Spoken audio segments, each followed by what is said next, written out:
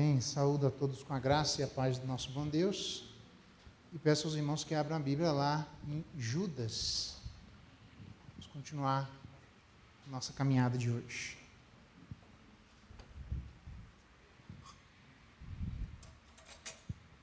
Judas, verso 12 e 13. Bastante assunto ali. Não sei se eu consigo falar tudo hoje, mas uma boa parte sim. Judas 12, a palavra de Deus diz assim: estes homens são como rochas submersas em vossas festas de fraternidade, banqueteando-se juntos sem qualquer recato.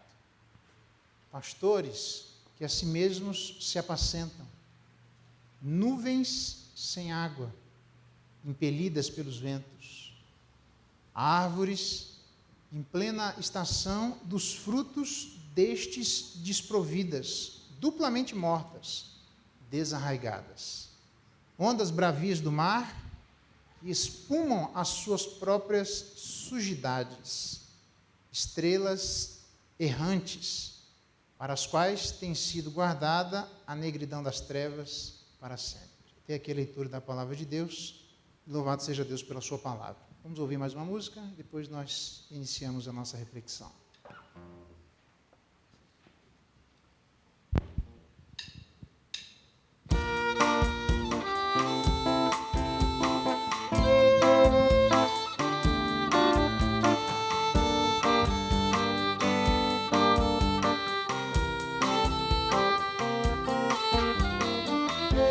A minha vida era nada, fiquei nos pés do Salvador. Com Ele eu sei que estou seguro, cantando o hino em seu louvor. Eu canto alegre, Jesus já me salvou, e os meus pecados perdoou. A minha vida, enfim, tudo mudou.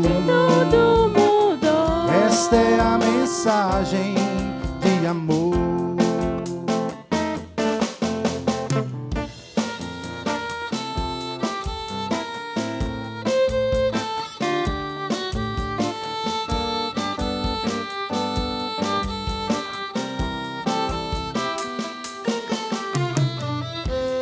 A minha vida transformada,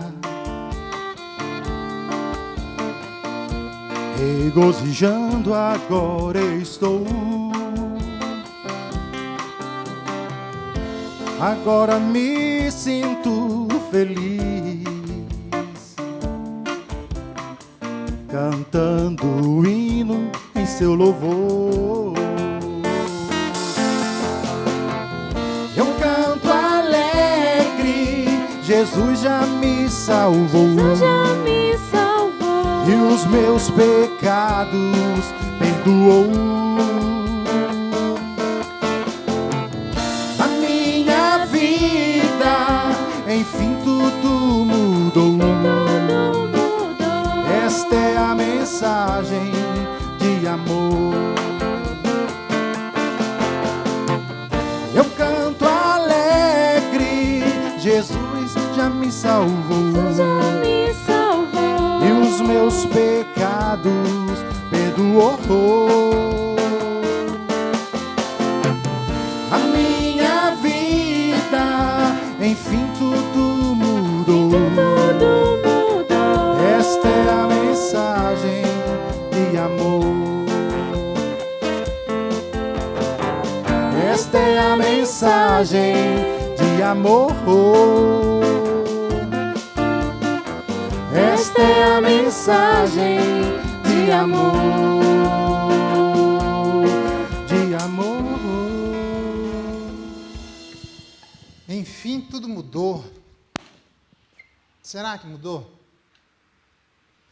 O texto nos fala das características do verdadeiro cristianismo. É sobre isso que eu gostaria de conversar com vocês. A gente não pode esquecer que Judas está lidando com aquele grupo de pessoas que se infiltrou no meio da igreja para tentar vender o seu estilo de vida, para tentar influenciar aquelas pessoas, demonstrando que aquele tipo de libertinagem, porque é exatamente isso que eles estavam tentando fazer, com que a sua vida de licenciosidade sexual pudesse encontrar discípulos, pessoas as quais viesse junto com eles. São essas pessoas que nós vimos a última vez, que ele fala que seguiram pelo caminho de Caim, aquele caminho de ódio, aquele caminho de alguma coisa que começa ruim e termina pior ainda. Ou, quem sabe, são aquelas mesmas pessoas que foram movidas, precipitadas pelo erro de Balaão. Nós vimos semana passada que o erro de Balaão teve dois, a idolatria e a prostituição, como uma espécie de trem espiritual, onde vem todas as coisas uma atrás da outra, mas pelo próprio prêmio da injustiça que Balaão amou.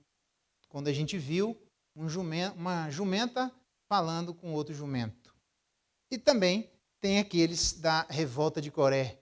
Nós estudamos isso e percebemos como aqueles caras incitaram a rebeldia, foram mortos por Deus numa cena digna de um filme de Hollywood, onde são reunidos com testemunhas, assim, 6 milhões de pessoas, tá? Com testemunhas é muita gente observando aquele ato dramático, porque Deus fala por palavras, mas fala por atos, como nós também somos assim, abre a terra e o povo começa a gritar e correr um para o lado do outro para que eles não fossem tragados juntos com aqueles líderes da revolta de Coré, e a terra fechou, esmagando e matando aquele grupo de pessoas. O que mais impressiona, por isso eu não me iludo com cenas espetaculares, como se elas fossem dignas o suficientes, ou instrumentos fortes o suficientes, para trazer algum tipo de amolecimento espiritual.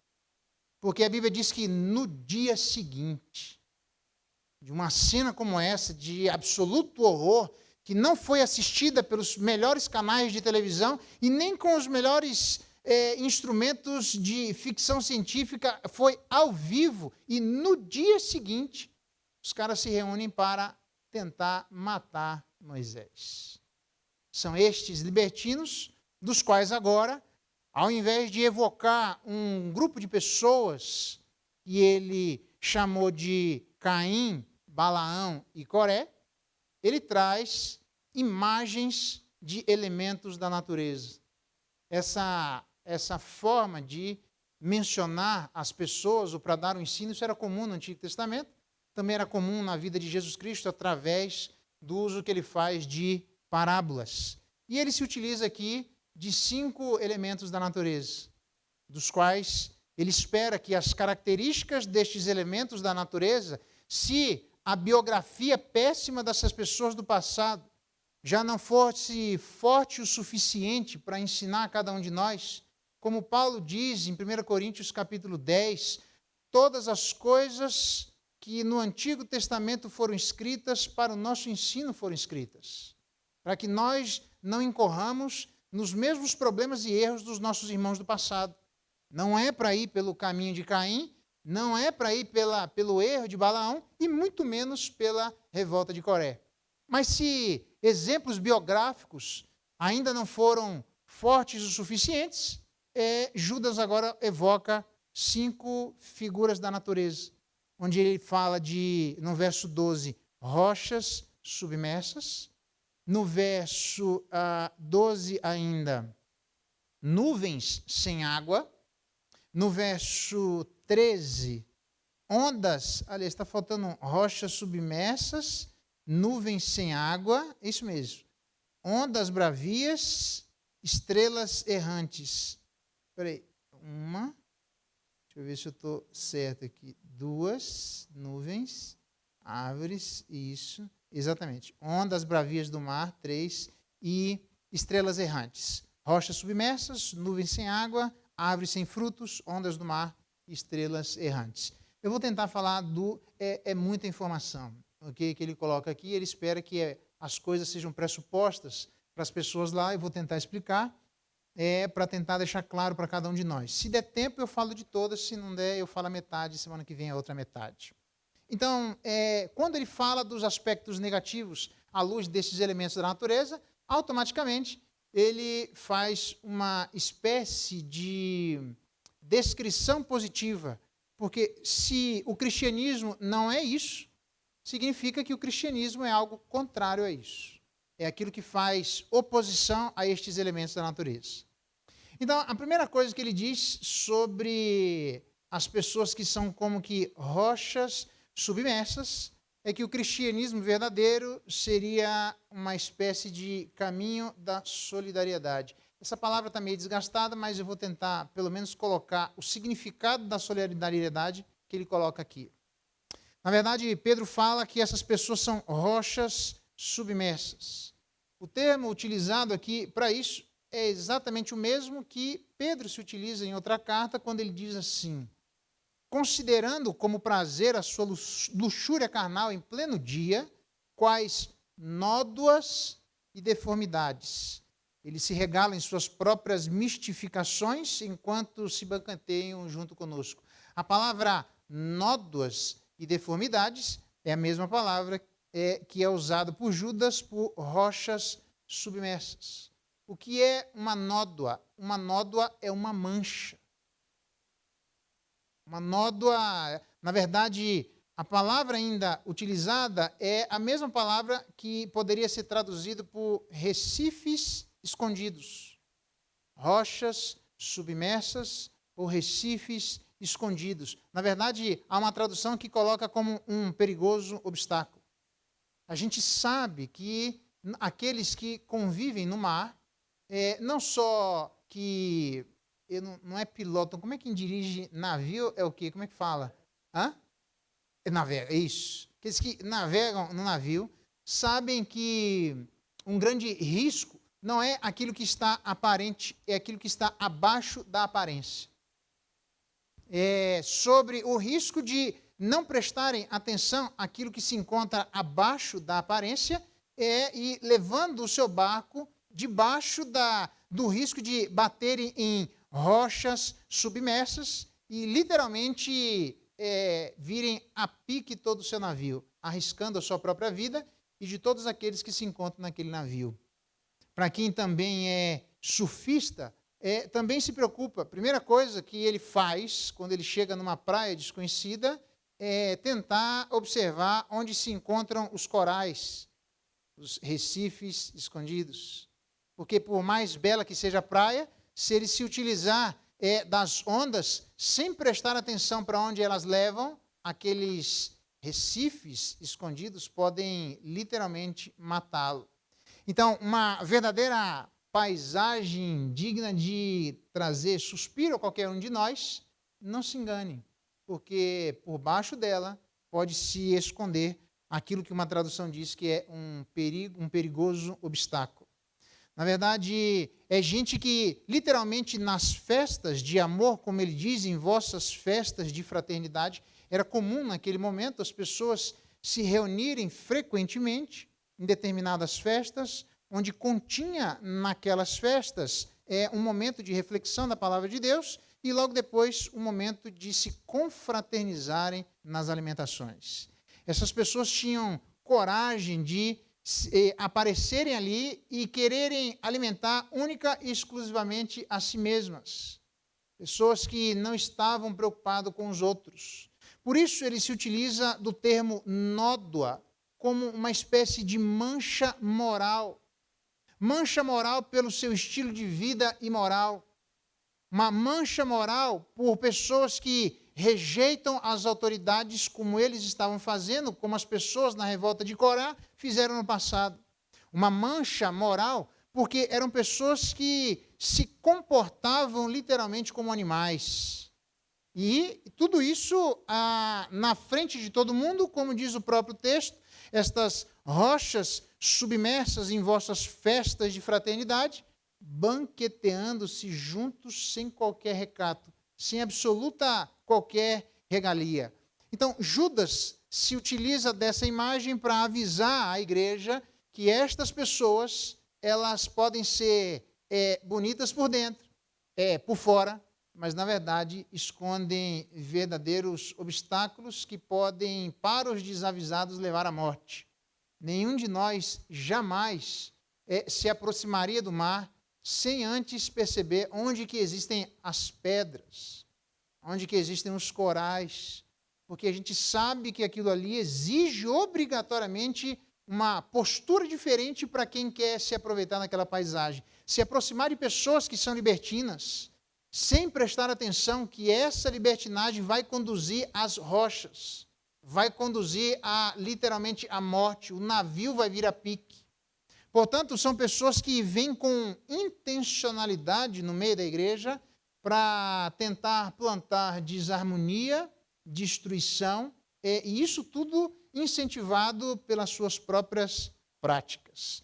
Pior do que tudo isso, ele diz ainda no verso 12, que são pessoas que são pastores que a si mesmos se apacentam.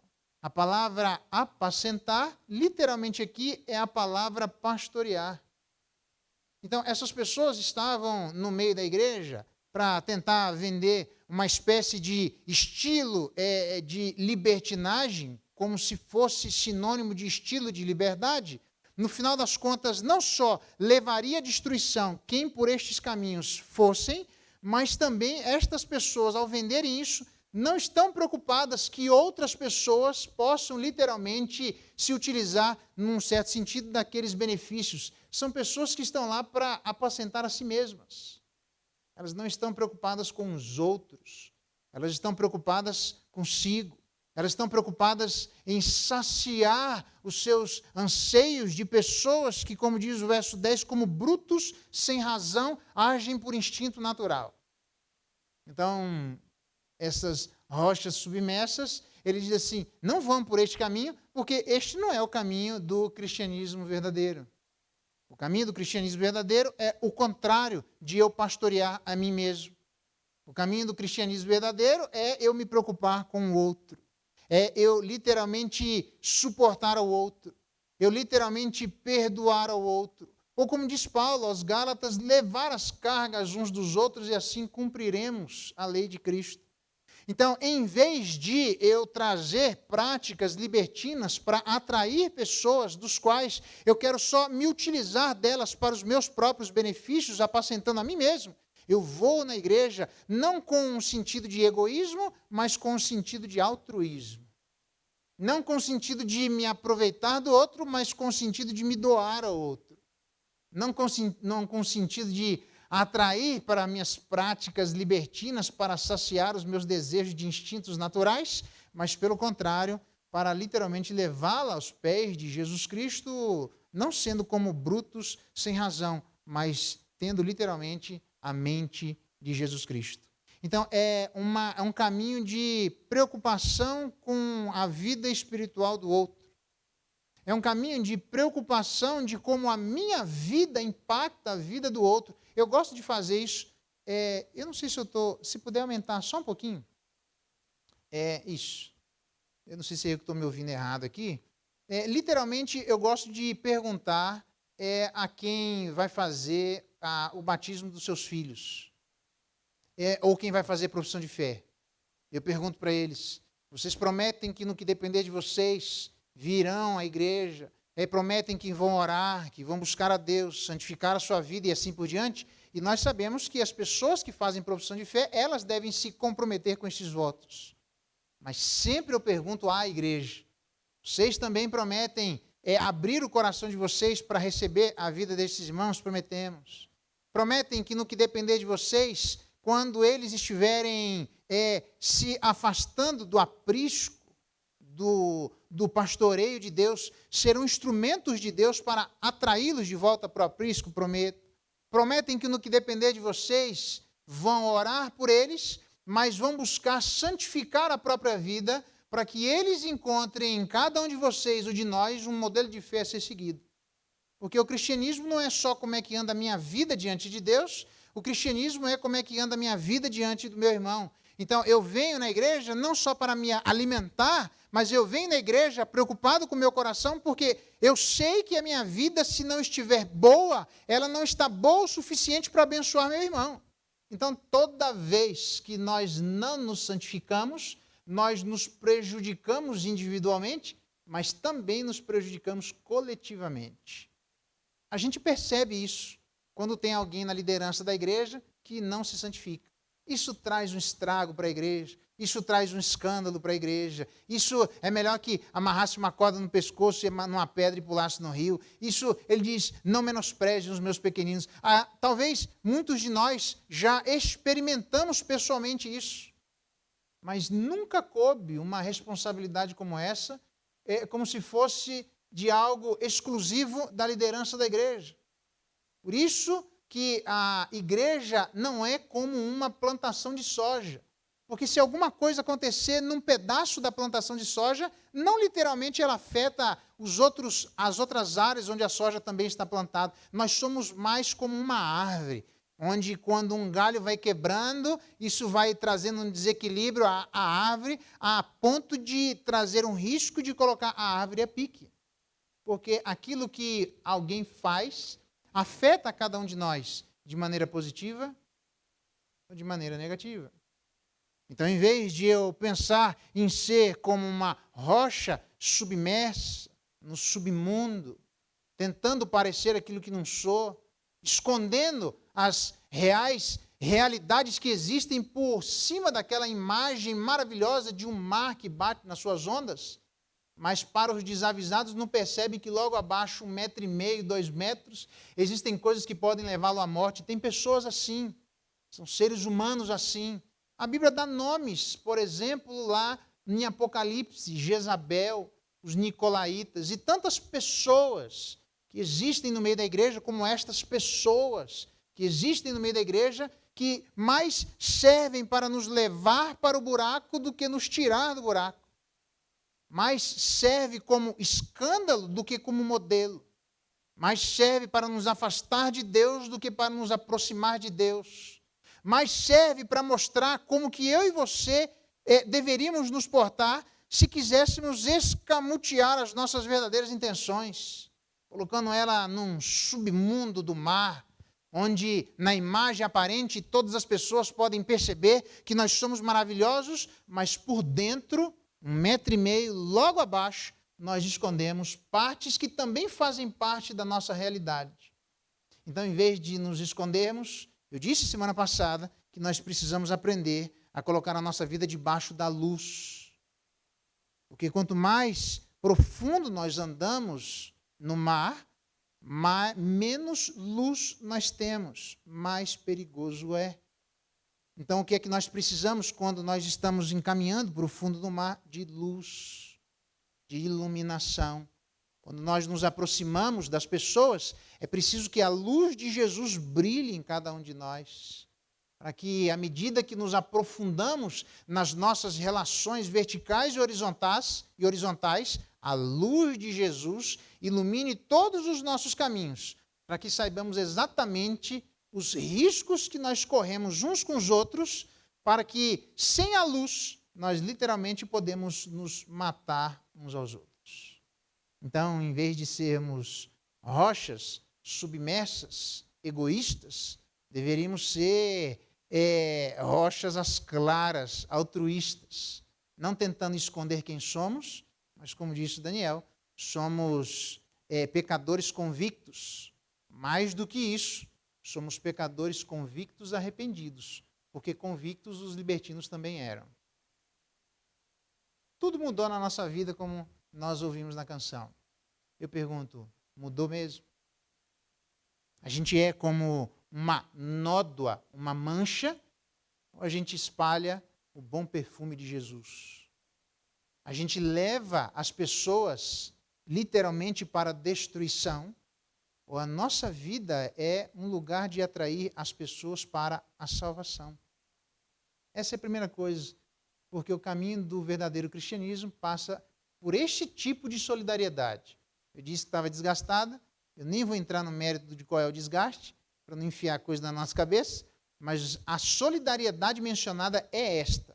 Não é para levar para destruição espiritual, é para levar para a salvação espiritual. Não é para mancharmos as pessoas com as nossas manchas, mas é para literalmente mancharmos as pessoas com a mancha dos quais nós fomos manchados, que é a mancha de Jesus Cristo.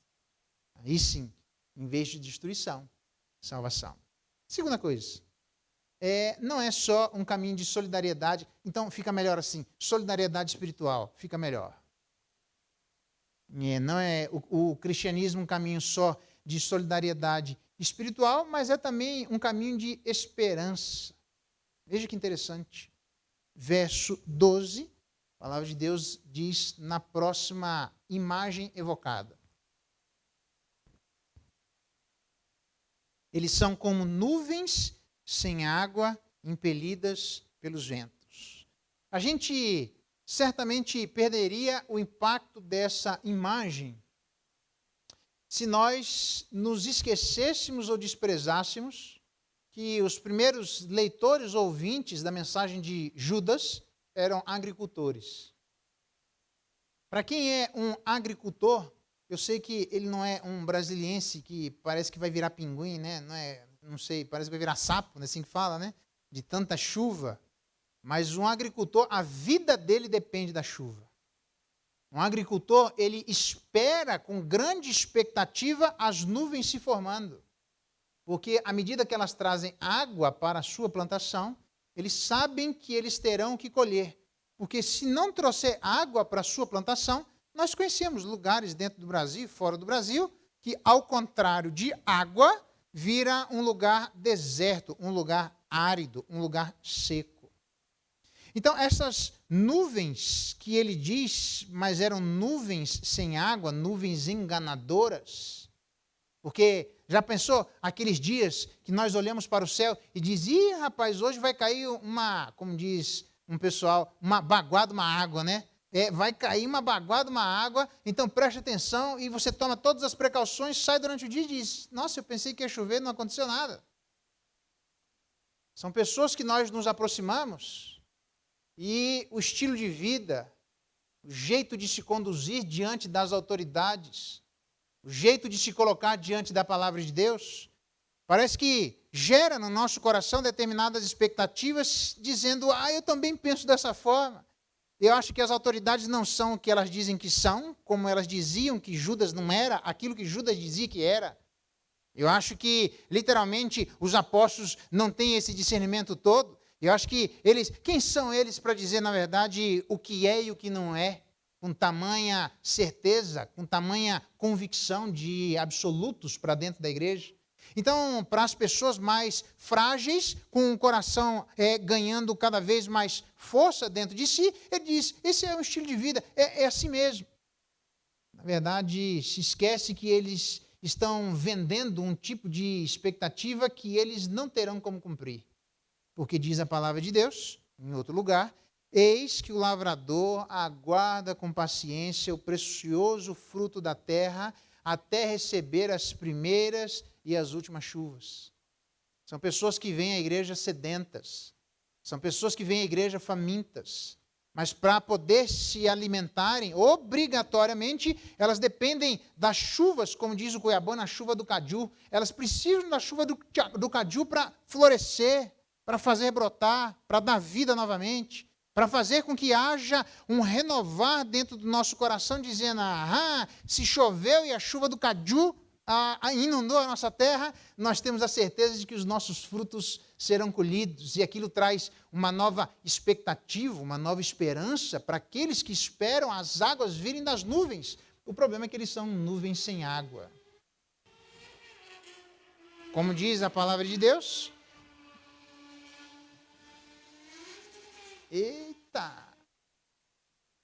no livro de Provérbios, leia Provérbios, diz assim, como nuvens e ventos que não trazem chuva, assim é um homem que se gaba de dádivas que não fez.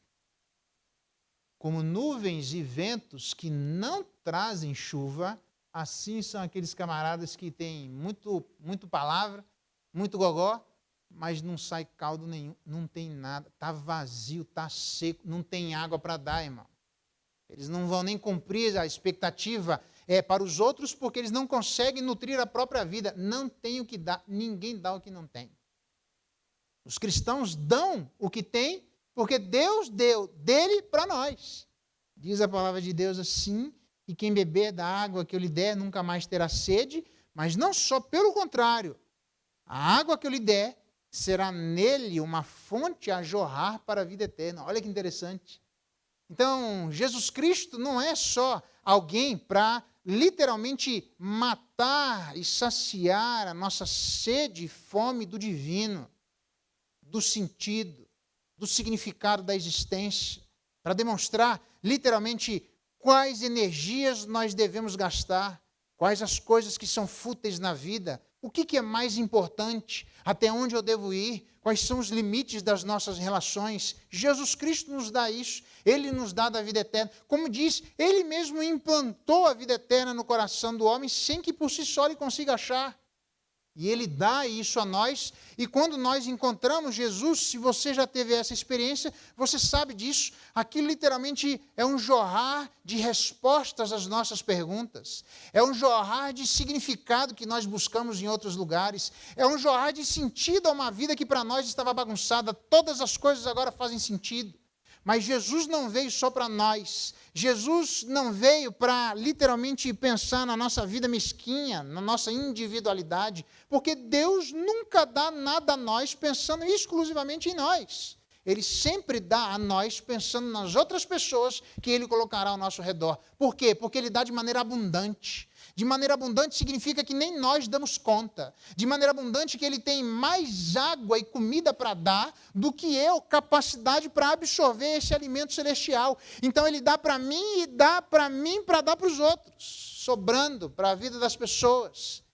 Então, em vez de eu ser uma nuvem sem água, como eram aqueles libertinos, pessoas que geravam expectativas nos outros e não tinham o que dar porque estavam secos, sem água para eles mesmos, nós podemos cumprir as expectativas das pessoas, não é porque somos melhores individualmente do que estas pessoas libertinas, mas é porque Jesus nos inundou com o celestial de tal maneira que nós temos para nós e para muitos outros. Por isso, a avareza, por definição, é não dar ao outro aquilo que eu tenho de abundância para mim. A avareza, por definição, é não dar ao outro aquilo que eu tenho de abundância para mim.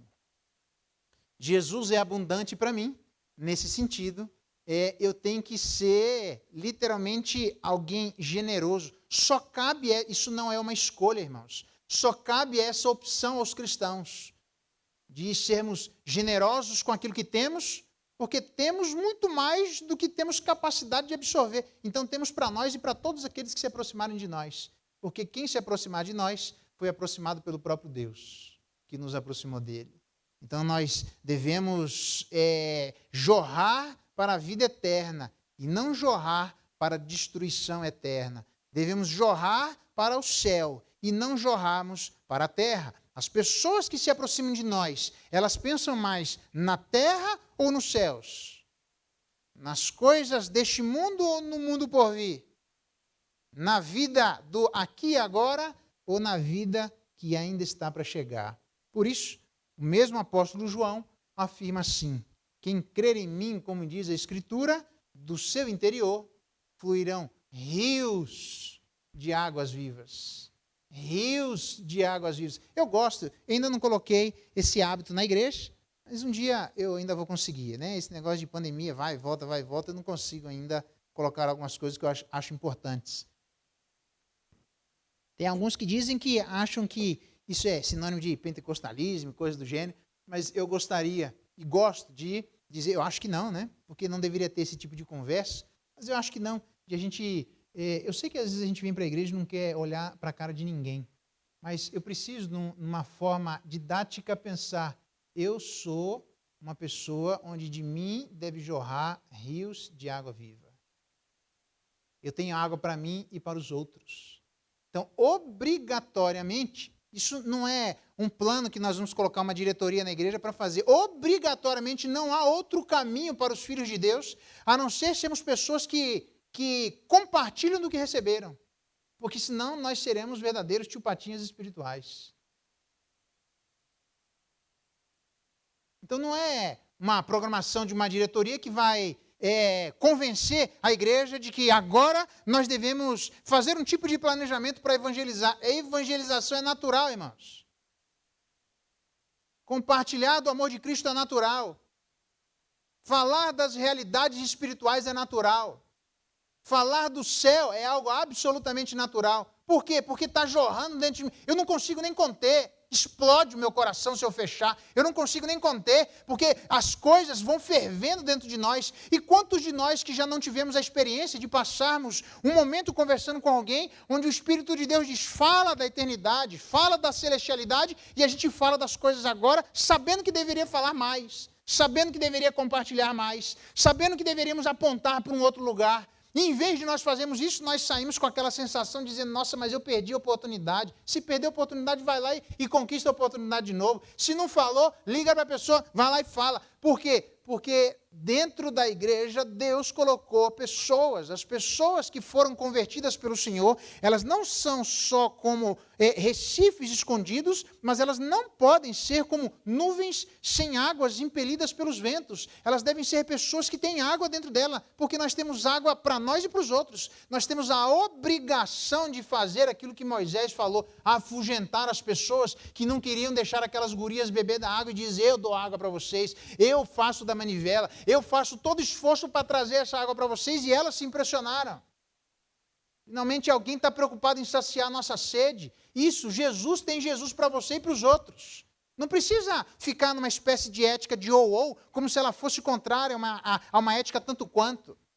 Mas e as minhas questões? Na verdade, e as minhas perguntas, na verdade, e os meus traumas, na verdade, e os meus medos, na verdade, e as minhas decepções. E quando é que Deus vai se preocupar comigo? Ele está preocupado com você, Ele vai responder a você, Ele vai responder as suas perguntas, as suas inquietações. A Bíblia diz que o consolo que vem dos céus é para consolar os nossos corações, mas para consolarmos as outras pessoas com a mesma consolação que nós recebemos do céu. Porque nem a consolação que Deus dá, Ele pensa exclusivamente em nós. Morreu um parente nosso em Rondônia, Deus vai lá e começa a consolar a viúva, Deus vai lá e começa a consolar as filhas, Deus vai lá e começa a consolar a Luzinete e o pastor João Geraldo, mas jamais esse consolo é única e exclusivamente pensando na viúva, pensando nos filhos daquele que morreu, pensando na Luzinete e no pastor João Geraldo. Eu já sei que eu estou recebendo um tipo de consolo, eu tenho que ficar observando que automaticamente vão aparecer pessoas que eu tenho consolo demais para mim, eu não dou conta, já chega, eu estou saciado, basta, e Deus diz, eu vou dar mais para você não reclamar dizendo que eu estou dando em conta-gotas, para você não reclamar dizendo que eu sou mesquinho, para você não reclamar dizendo que do céu não foi derramado abundantemente o Espírito sobre você, você tem para você e você tem para os outros, então compartilhe daquilo que você não dá conta para segurar nem para você.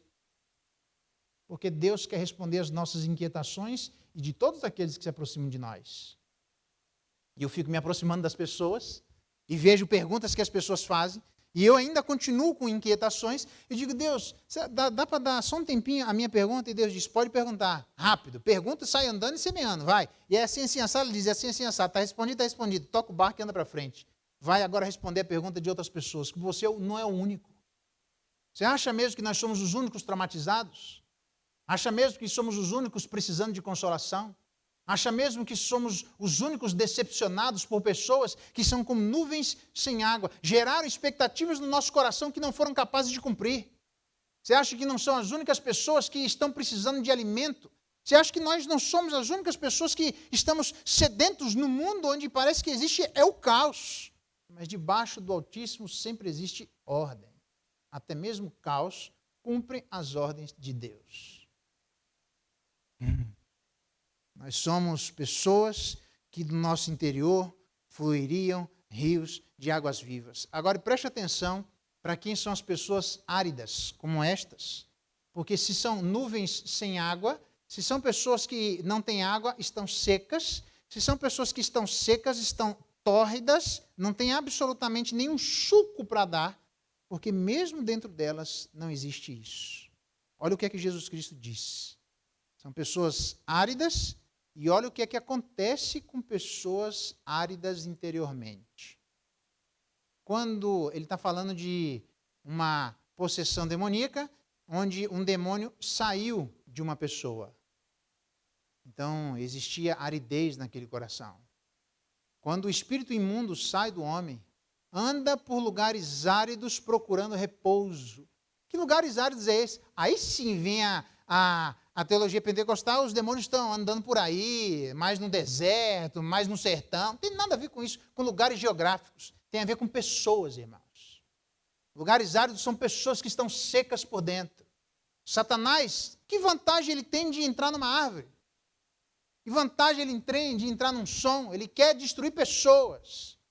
Ele quer entrar na vida de pessoas e ele não pode entrar na vida de pessoas que fluem rios de águas vivas. Esses rios não deixam que esses corpos estranhos venham habitar em nós. Então ele procura o quê? Ele procura lugares áridos, procurando repouso. Pessoas que estão secas por dentro. E diz a Bíblia, não encontra, e diz, sabe de uma coisa? Eu vou voltar para a casa de onde eu vim. A casa aqui são pessoas, irmãos. E tendo voltado, encontra a casa vazia, varrida e ornamentada. Está até bonitinho, como esses libertinos, estão até pintados de uma boa pessoa. Então vai e leva consigo outros 7 espíritos piores do que ele. Eu fico imaginando o sujo levando o mal lavado para habitar na vida de pessoas áridas, secas. Demônios que olhem e digam, não, mas tem um demônio pior do que eu. Fulano, você está achando que eu sou ruim? Eu vou trazer mais 7 que são muito pior do que eu. E diz a Bíblia, não sou eu que estou inventando, não. 7 espíritos piores do que ele, entrando, habitam ali, e o último estado daquele homem torna-se pior do que o primeiro. Eu tenho insistido nesse ponto, aliás, vamos para a direita que é melhor, né? Ninguém se aproxima de Deus e permanece o mesmo. A santificação vai mudando. Rios de água viva vão brotando de dentro de nós. Nós matamos a nossa sede de um monte de gente. Por quê? Não é porque nós somos capazes, é porque dentro de nós fluem rios de água viva. Aí tem aquelas pessoas que estão secas, Satanás vem, porque ninguém se afasta de Deus e permanece o mesmo. A santidade é progressiva para melhor. E a maldade também é progressiva para pior.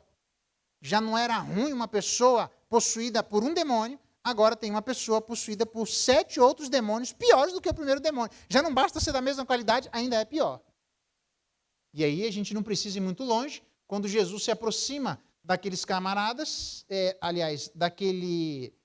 do endemoniado gadareno, e pergunta quem eles eram, e ele diz, legião, porque somos muitos. Exatamente porque eles não têm corpo físico, eles podem ocupar o mesmo lugar na mesma hora. Judas, quando foi vender Jesus, ele estava possuído pelo demônio. Conversando. A gente tem uma caricatura de pessoas endemoniadas, babando, falando umas coisas estranhas. Eu também concordo. Mas isso não é a única caricatura que a Bíblia apresenta. Longe disso. Demônios enchem o coração de Judas e Judas vai vender Jesus, negociar, conversar com pessoas cheio do demônio dentro do seu coração. Já andei por pessoas por aí que eu fico conversando e me perguntando, eu não sei se eu estou falando com Deus ou com Satanás. Porque tem pessoas que a impressão que a gente tem é que a gente está falando com o próprio demônio. Exemplo. Eu tenho uns exemplos esquisitos aí, hein? Nas minhas andanças por aí, não foi por aqui. Eu estava sábado à noite em casa, chovendo, num clima fresquinho. Fresquinho não, frio para danado, mas é fresquinho comparando com o tempo de lá. Então, um tempo frio, chuvoso, em casa, todo acabrunhado, luzinete do lado, a Raíssa ali. O Augustus ainda não tinha, o telefone toca, era umas 11h30 da noite. Dizendo assim, pastor, sou eu. O senhor está aí, pastor? Claro, eu atendi o telefone. Pastor, meu marido viajou, pastor, mas com uma voz que eu não consigo imitar, ou talvez nem queira imitar, mas você já entendeu. 11h30 da noite, num sábado, a Luzinete e a Raíssa do meu lado. o senhor pode vir aqui, pastor, me visitar agora, porque o meu marido está viajando? Aí eu lembrei, de onde você está falando? De uma determinada cidade que eu conhecia um pastor que era celibatário. Eu falei, é esse. Pode deixar, me dá seu endereço que eu vou mandar um pastor aí que eu conheço que ele vai visitar você. E desliguei o telefone e estou fora. Tem horas e nunca mais aquela pessoa apareceu. Tem horas que eu não sei se nós estamos conversando com o diabo ou com Deus. Outro exemplo. Num outro sábado, sábado é meio esquisito, né? Não vai na casa do pastor sábado não, porque sábado as coisas acontecem, tá? Eu estou num sábado, frio, agora mais frio ainda, eu lá quieto, quase para lá de meia-noite, aqueles sábados que a gente gosta de ficar acordado até mais tarde, me começa a garoar num lugar que era frio. Eu tinha um ditado, que é uma brincadeira, né? Mas eu dizia assim, na rua, nesse frio, depois da meia-noite, gente boa só eu, porque, meu amigo, não é possível, ninguém está na rua numa hora dessa. Naquele frio, ninguém, não sei se você anda em lugares frios, ninguém anda à noite, a pé, no frio, garoando, não existe isso. E, de repente, alguém do lado começa a gritar, socorro, socorro, pastor, socorro. E eu, na hora, eu pensei comigo, olhei, de fato, tinha alguém, era uma mulher que um camarada estava roubando a sua bolsa. E eu pensei, eu vou abrir a porta, eu falei, não vou. Porque até agora ela falou pastor, mas não disse meu nome. Eu tenho nome. Eu tenho certeza que esses dois estão mancomunados, se eu abrir a porta, eu vou entrar e vão roubar minha casa. Eu falei, não mandei estar na rua, depois da meia-noite, uma mulher no frio garoando de bolsa. Eu falei, sinto muito, amanhã eu vou ouvir, mas se vira para lá. Deixa essa bolsa aí para ir e continua andando. E fechei a janela e deixei. Até hoje eu não recebi nenhuma ligação. Estou esperando a pessoa dizer, pastor, pelo amor de Deus, eu passei lá na sua casa, lá gritei, o senhor não me ajudou, o senhor não foi solidário? Cadê essa pessoa? Eu não sei se eu estava falando com o diabo ou com Deus. Agora, no domingo, deixa eu dizer uma experiência do domingo, senão você vai ficar traumatizado com sábado, não vai querer ir sábado na minha casa. Deixa eu dizer do domingo, então. Acordo domingo, olho na frente da minha casa, tem uma pessoa maltrapilha que mal conseguia ficar de pé, com um saco, aquele saco, sei lá, saco, tipo saco de feijão de 60 quilos, eu não lembro, eu não sei o nome desse saco, eu só conheço como saco, deve ter outro nome aí. Um saco, o cara segurando, na frente do portão de casa. E eu tendo que sair para ir para a igreja de manhã. Eu falei, cara, mas o cara foi cair na frente do portão da minha... Ele não pode cair do lado, tem a rua inteira na frente do portão da minha... Não é possível. E aí na minha casa tinha um portão que abria assim, mas tinha um outro que era totalmente fechado, a pessoa não sabia se o carro estava dentro ou não, que ele abria assim. Era essa a minha segurança. Então ele não sabia se tinha gente dentro de casa ou não. E eu, puxa, o que eu faço? Na hora, Deus dá uns negócios assim que eu tenho várias. Essa é a última, tá? Na hora eu pensei comigo, esse cara vai entrar na minha casa na hora que eu abrir o portão, que esse cara é um ladrão. Vamos fazer o seguinte, silêncio do jeito que está aqui, e o cara caído de bêbado. Eu peguei o telefone, eu era bem conhecido lá, liguei para o comandante da Polícia Militar e disse, fulano, tem uma situação assim, tem alguma coisa que não está certa, eu preciso sair de casa, mas eu não vou abrir o portão, porque eu acho que se eu abrir, esse cara vai entrar. Pastor, pode deixar, estou mandando uma viatura, em 2 minutos ela está aí. Quando eu desliguei o telefone, que eu bati o olho para fora, não tinha mais ninguém. Olhei de novo, um bêbado, não tinha ninguém, olhei para o outro lado, não tinha ninguém. Aí vi a polícia chegando, abri a porta e estou procurando o camarada até hoje. Não sei se estava vendo um demônio ou alguém mandado por Deus. Várias delas, irmãos. Pessoas que literalmente são assim, como nuvens sem água, estão como que áridas por dentro, e pessoas que estão áridas por dentro são literalmente uma casa fértil para serem recepcionadas pelos demônios. E nós não fomos chamados por Deus para sermos assim. Nós fomos chamados por Deus literalmente para um caminho completamente diferente. Não sermos estas nuvens sem águas impelidas pelos ventos que faz mais barulho do que traz alguma coisa de benéfico. Nós somos pessoas que de dentro de nós devem fluir rios de águas vivas. Nós devemos ser alívio e refrigério para os nossos irmãos. Nós devemos ser pessoas que trazem esperança e confirmam a esperança que nós estamos trazendo. Onde todas as coisas, cara, parece que é um homem de Deus.